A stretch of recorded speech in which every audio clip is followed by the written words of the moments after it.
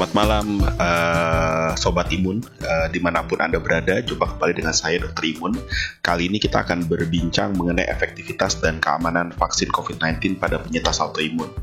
Namun sebelum kita mulai, teman-teman autoimun, yang harus diperhatikan adalah apa yang akan saya bagikan data pada saat hari ini adalah tujuannya bukan untuk mengarahkan sobat autoimun untuk memilih salah satu vaksin, melainkan merupakan sebuah masukan ya untuk didiskusikan bersama dengan dokter yang merawat mengenai pemilihan vaksin apa yang efektif dan aman untuk masing-masing penyintas autoimun ya, karena setiap penyintas autoimun itu sangat berbeda satu dengan lain. Kita tahu ada lebih dari 150 kondisi autoimun dan juga ada jutaan orang yang menderita autoimun di Indonesia. Tentunya masing-masing memerlukan rekomendasi yang berbeda-beda. Jadi selalu diskusikan apapun yang saya presentasikan pada saat malam hari ini bersama dengan dokter Anda yang merawat, sehingga Anda dapat memilih vaksin apa yang paling sesuai, aman, dan efektif untuk melindungi Anda dari COVID-19.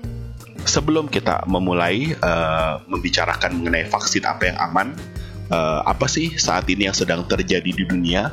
Kenapa heboh sekali pada saat ini di beberapa negara, termasuk negara kita juga mengalami peningkatan kasus yang sangat signifikan. Ini semua disebabkan oleh karena virus COVID-19 SARS-CoV-2 varian Delta. Kenapa varian Delta itu lebih berbahaya? Sebenarnya varian Delta tidak lebih mematikan dibandingkan varian aslinya.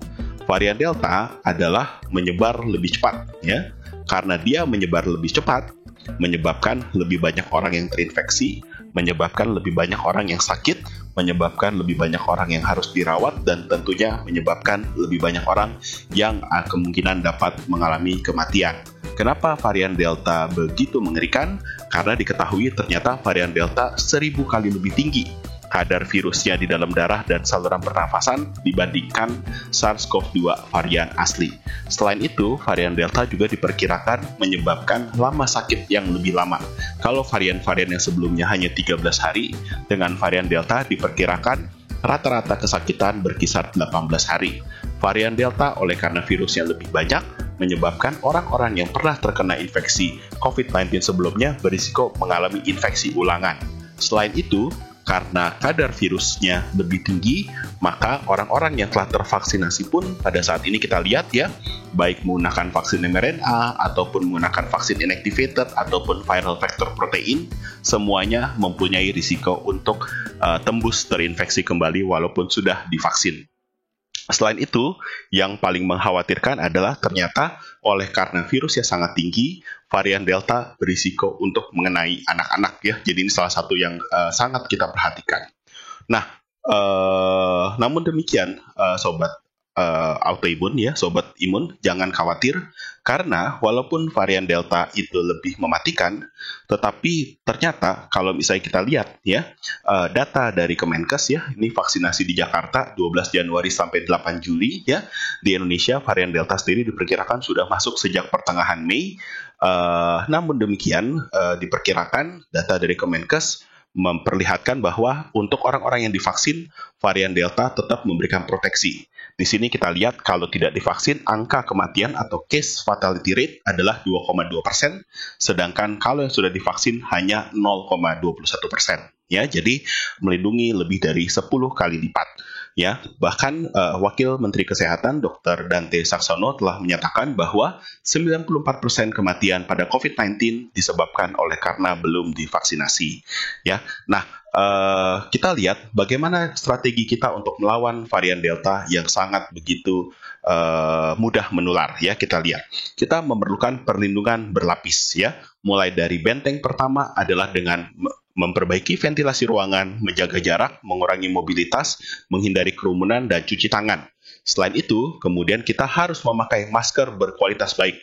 Jadi Anda harus mengupgrade masker Anda, ya, menggunakan masker surgical di luar ruangan, atau apabila Anda berada di dalam ruangan bersama dengan orang-orang lain, maka Anda harus memakai masker double, masker bedah di dalam, masker bedah di luar, masker kain di luar, atau dengan menggunakan masker dengan angka filtrasi yang baik, KN95, N95, KF94 ya, kalau kita berada di dalam ruangan. Selain itu, kita harus melatih sistem imun kita dengan apa? Dengan vaksin ya. Vaksinasi 2 dosis terbukti bisa meningkatkan kerja dari sistem imun untuk melawan virus. Jadi, dengan melapisi diri kita dengan berlapis-lapis seperti ini, kita harapkan varian Delta, walaupun jumlah virusnya sangat banyak, bisa dikurangi dengan melakukan protokol 5M, bisa dikurangi dengan melakukan pemakaian masker berkualitas baik. Begitu jumlah virusnya sudah sedikit yang berhasil tembus masuk ke dalam tubuh kita, maka sistem imun yang kuat akan membasmi virus tersebut dengan lebih efektif dan efisien. Oke. Nah, sekarang kita masuk ke dampak COVID-19 dan vaksinasi pada penyintas autoimun. Kalau kita lihat data dari 168.000 lebih orang di Inggris ya, di United Kingdom, memperlihatkan bahwa penyintas autoimun mempunyai risiko ya sampai 54% lebih tinggi untuk terinfeksi COVID-19 dan 2 kali lebih tinggi untuk mengalami kematian dibandingkan populasi umum ya. Jadi penyintas autoimun mempunyai risiko lebih tinggi untuk terinfeksi dan juga mempunyai risiko lebih tinggi untuk mengalami kematian. Kita lihat juga ya dari 2016 sampai 2019 di sini kematian paling banyak disebabkan pada kondisi autoimun oleh karena permasalahan kardiovaskular ya. Tetapi di 2020 kita lihat di sini ya COVID-19 mulai mendominasi ya, dan kita melihat bahwa ada yang namanya excess mortality di sini ya. Jadi ada terjadi peningkatan angka kematian pada penyintas COVID-19 yang tidak bisa dijelaskan oleh kematian yang disebabkan oleh karena sebab yang biasanya ya. Jadi di sini kita melihat bahwa penyintas autoimun membutuhkan proteksi yang lebih baik untuk melawan infeksi COVID-19 ya. Di antaranya selain yang tadi protokol 5M dan pemakaian masker berkualitas baik, maka pemilihan vaksin merupakan sebuah hal yang niscaya dibutuhkan oleh semua penyintas autoimun ya. Nah, bagaimana cara kita memilih ya? Di sini saya bagikan beberapa data. Nanti kalau teman-teman lihat di bagian akhir, saya akan bagikan data pengalaman kita di Indonesia ya. Jadi kalau misalnya kita lihat di sini penelitian untuk vaksin Moderna, Pfizer, dan AstraZeneca ya dilakukan di Belanda terhadap kurang lebih 3.682 orang dengan penyakit autoimun rematik ya, memperlihatkan bahwa pada orang-orang dengan kondisi autoimun yang mendapatkan vaksin, 3 vaksin ini, Moderna, Pfizer, dan AstraZeneca, menunjukkan respons antibodi yang baik, artinya mempan untuk divaksin ya, walaupun mendapatkan terapi, kecuali untuk orang-orang yang mendapatkan terapi dengan anti CD20. Di sini anti CD20 contohnya adalah rituximab ya. Jadi untuk orang yang mendapatkan rituximab, respons pembentukan antibodinya kurang baik ya. Nah, bagaimana dengan keamanan? Jadi kan kita sudah melihat bahwa untuk vaksin COVID-19 sendiri efektif ya pada orang dengan kondisi autoimun ya. Nah, di sini kita lihat untuk orang yang menerima vaksin AstraZeneca, Pfizer, dan Moderna, kita lihat dulu AstraZeneca ya. Kalau kita lihat di vaksin AstraZeneca dibandingkan orang dengan autoimun dan orang dengan tanpa autoimun, kita lihat di sini terdapat peningkatan risiko efek samping yang berat ya, moderate atau severe dibandingkan dengan orang tanpa autoimun, dan juga ada kemungkinan terjadinya kekambuhan daripada kondisi autoimunitasnya, walaupun kekambuhannya dikatakan adalah yang ringan ya.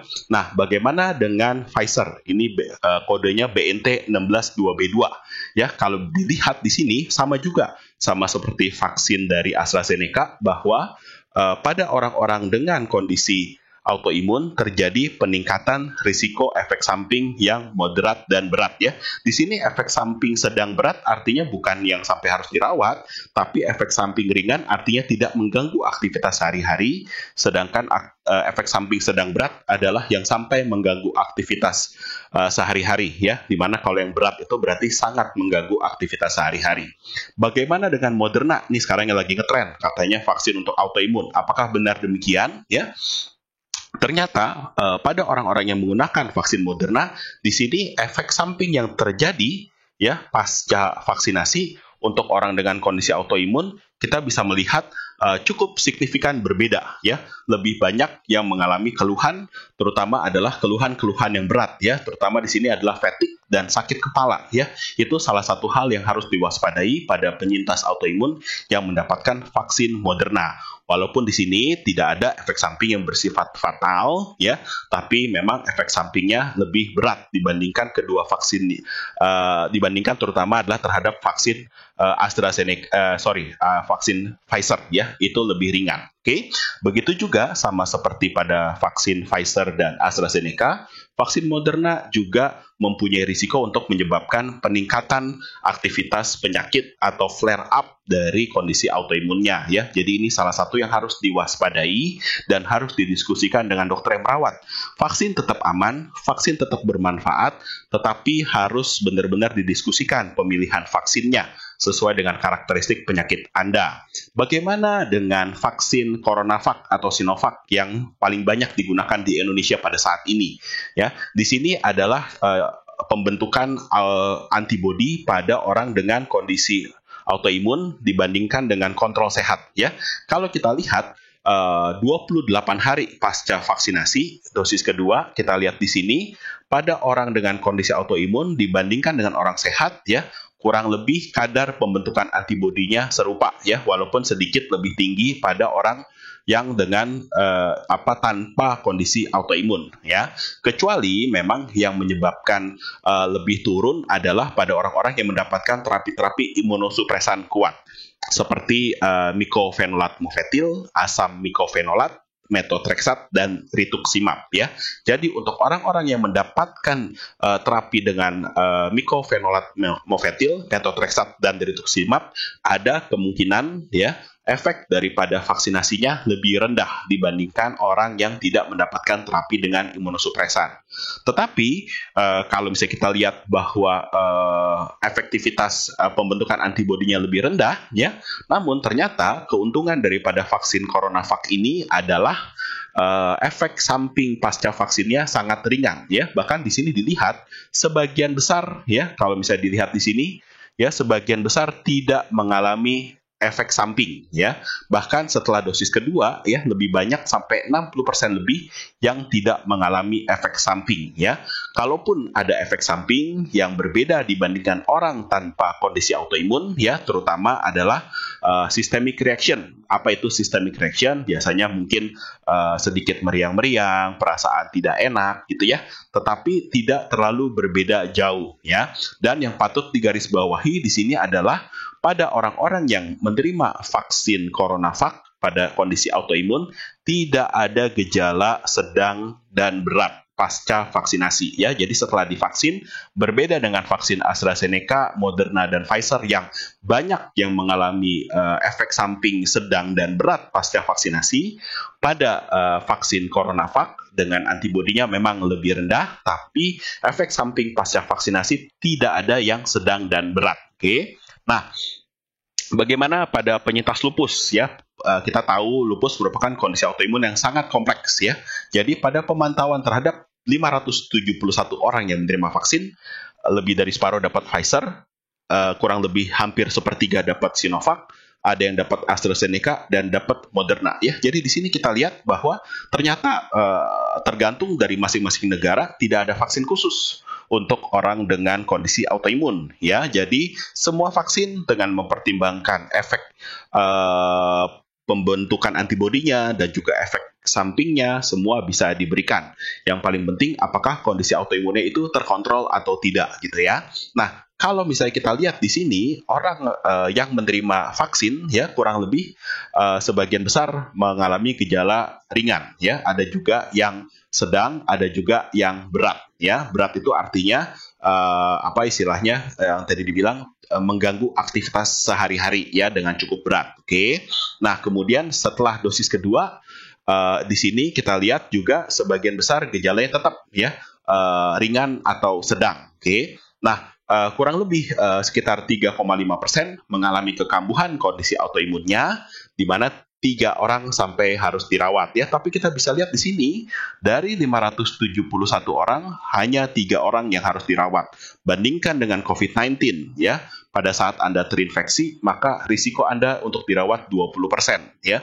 Risiko Anda untuk mengalami kematian adalah antara 2 sampai 5%. Jadi jauh lebih tinggi, sedangkan vaksin tidak menyebabkan kematian. Vaksin ada yang sampai harus dirawat, tapi hanya 3 dari 571 orang. Ya, jadi sangat kecil sekali angkanya dibandingkan karena COVID-19. Nah, bagaimana data di Indonesia? Data di Indonesia belum ada yang dipublikasi untuk penyintas autoimun yang telah divaksin. Tapi kita punya survei yang telah dilakukan pada komunitas LDHS ya, kurang lebih sekitar 600 orang.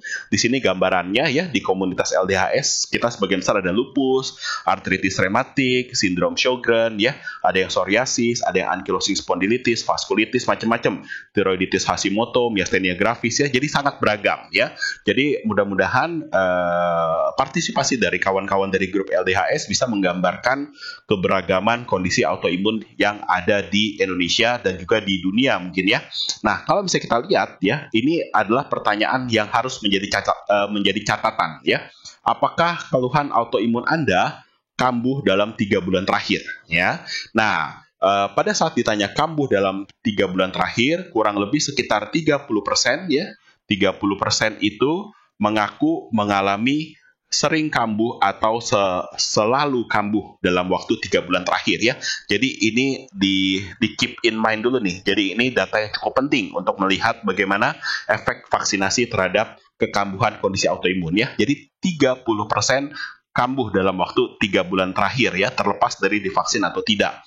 Oke, dan kemudian kalau misalnya kita lihat ya, pada teman-teman yang pernah terinfeksi COVID-19, ini kurang lebih ada 1/3 ya dari komunitas LDHS yang pernah terinfeksi COVID-19, ternyata sama juga ya, kondisi dari infeksi COVID-19 ini ya bisa menyebabkan kondisi autoimunnya itu kambuh ya. Di sini kurang lebih 21,5% ya mengatakan ada yang membaik, ada yang memburuk ya. Kemudian sekitar 16,6% itu mengatakan kondisi autoimunnya memburuk ya. Tapi sebagian besar mengatakan tetap sama. Oke. Nah, pertanyaannya kemudian, apakah Anda sampai dirawat nggak untuk keluhan COVID-19 Anda ya? Di sini lihat ya, bahwa kita lihat di sini yang mengatakan sampai harus dirawat karena COVID-19 itu lebih dari 40% ya. Jadi ini sebagai catatan juga nih, 40% ya yang terkena COVID-19 sampai harus dirawat ya. Kurang dari 60% itu yang tidak dirawat ya. Dan kemudian yang menjadi kekhawatiran adalah pasca kita terinfeksi COVID-19 pun ya, sebagian besar orang ya mengalami keluhan kelelahan ya, antara lebih lelah saja, jauh lebih lelah, atau sedikit lebih lelah ya. Jadi kalau kita lihat di sini sangat banyak yang mengalami kelelahan akibat pasca infeksi COVID-19 ya. Jadi sindrom kelelahan kronik atau chronic fatigue syndrome merupakan salah satu yang menjadi kekhawatiran kita pada saat seorang penyintas autoimun terinfeksi COVID-19. Oke, nah kemudian ini tentunya yang ditunggu-tunggu ya.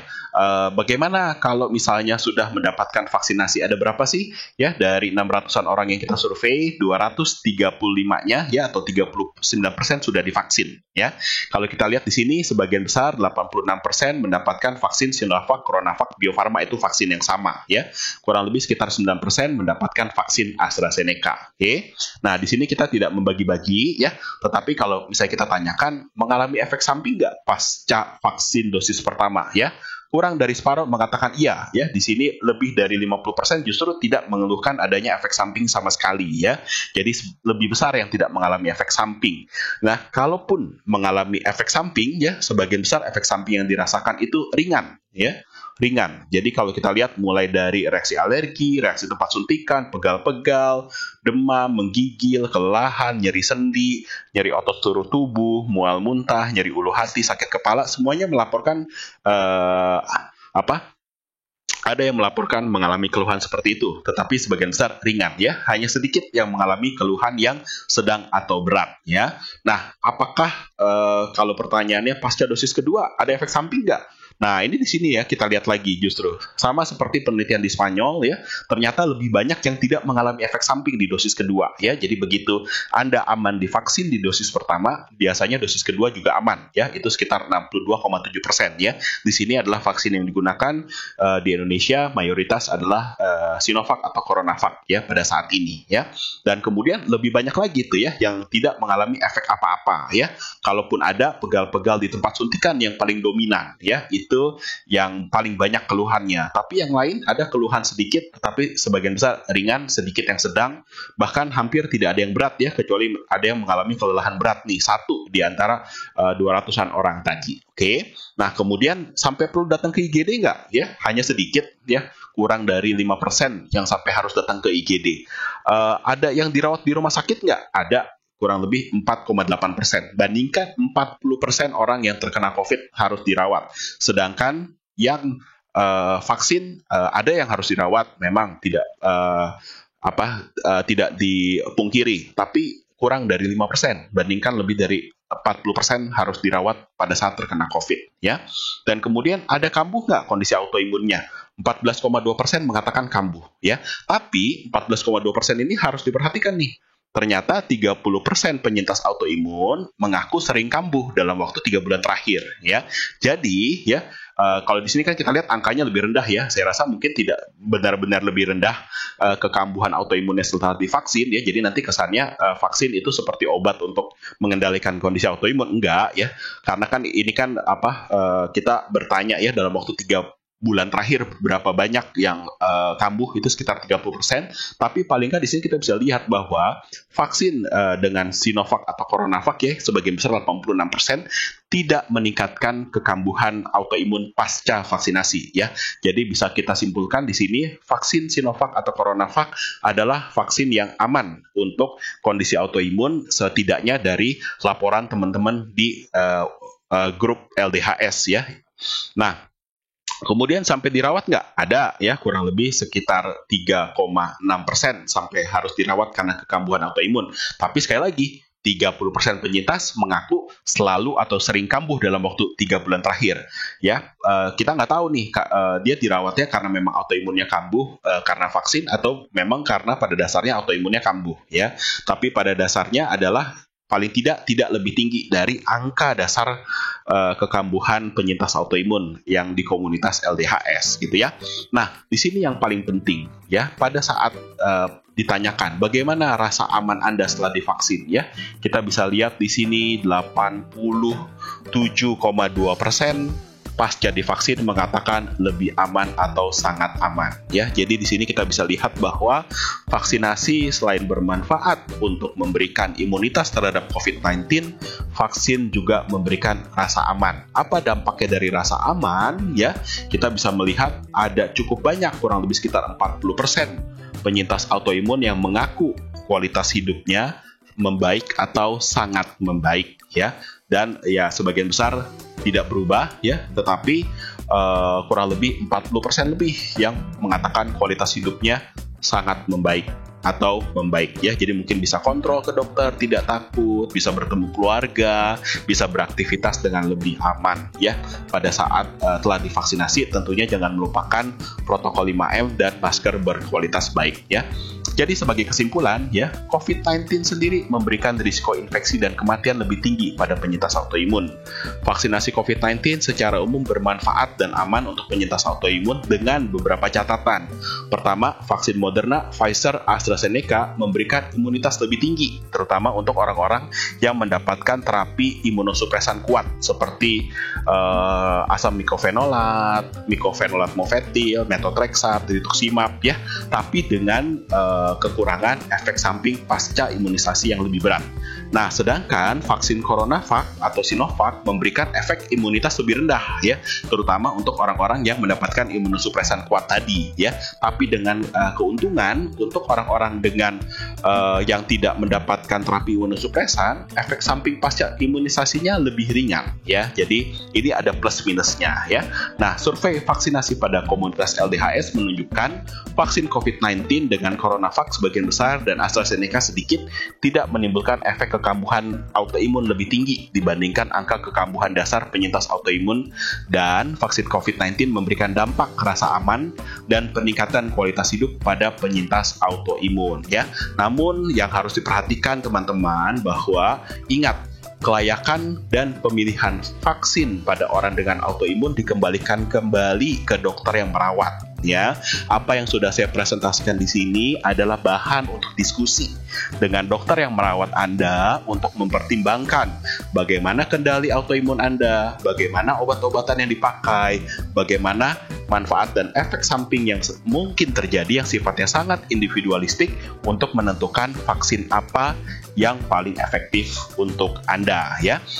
Terima kasih sudah berkenan menyimak edukasi dari Dokter Imun mengenai efektivitas dan keamanan vaksin untuk penyintas autoimun. Jangan lupa like, subscribe, dan komen ya untuk mendapatkan edukasi-edukasi berikutnya ya terkait dengan kondisi autoimun dan juga penyakit dalam secara umum. Selamat malam.